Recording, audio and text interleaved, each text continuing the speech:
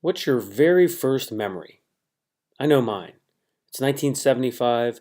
I'm standing on the green AstroTurf at Riverfront Stadium, home to my heroes, Sparky Anderson, right there, the manager of the 1975-76 world champion, back-to-back world champion, Cincinnati Reds. And there's four of my heroes right there. I can't get out of the way. It's hard. That's Tony Perez on the left, and then Johnny Bench, my all-time favorite player, and Joe Morgan and Pete Rose. And I got to go. I think I was in kindergarten, and I got to go with my class. We got to go onto the field at Riverfront because the Reds weren't playing for some reason that day. And so we got to stand on the field, and I took my wiffle ball bat, this really thin yellow bat, and my wiffle ball, and I hit the ball. I threw a ball up, and I hit it, and I hit the ball over the fence in kindergarten.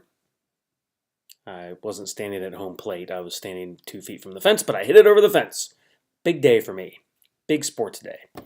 Maybe my highlight of my sports career. Anyway, I got all the Red stuff on because today one of the Reds' greats, Frank Robinson, died, and he is the only player ever to win back-to-back MVP awards in both leagues. In the National League with the Reds, then the Reds traded him away, where the next year he won the MVP for the Baltimore Orioles. In fact, he won the Triple Crown.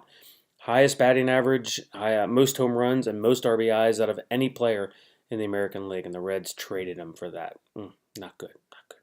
All right, well, we're going to get to this. This is a look at, among other things, the first 3 chapters of your book. So let's get the party started.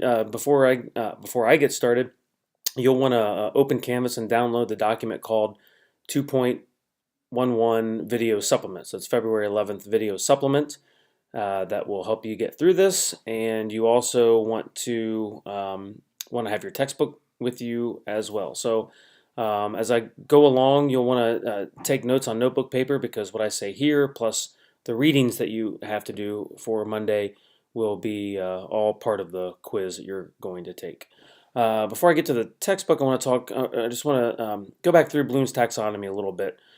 It's important for me that you realize that there are different levels of learning, and for you to start to analyze the classes that you're in. How much does your teacher stay on the lowest level of learning possible, which is knowledge? In other words, you're just trying to memorize a bunch of things, versus the second lowest level of thinking, which is comprehension. How much are you needing to understand based on what you're trying to learn? Third level is application. Are you applying these things that you now know and understand in class? Then the fourth level is analysis. Fifth is synthesis. And then the highest level of thinking is evaluation, your ability to judge whether something is good or not good. All right, so my goal is to get you up to those higher levels, to have you analyze stories that you read, so you can start to see patterns in leads and conclusions and paragraph structure and how you quote people. It's to have you then be able to apply all of that in your own writing. And then finally, the highest level of thinking, for you to be able to evaluate the things that you read to see whether an author was successful in what he or she wrote. All right, so that's how you grow as a critical thinker, and it's important for me that you do that in this class. You're going to begin a list in this class that contains key themes that are going to help you with that higher level thinking. Some items on these lists are also good rules and protocols for you as you go through this class this semester. So let's begin. You want a nice clean sheet of paper, okay, because you're going to start a list. So at the top of the paper, why don't you write the list?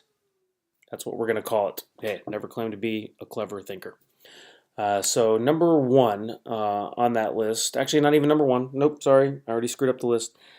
Just right under the list, you're going to write the following sentence. It's not just what you say that matters, but how you say it.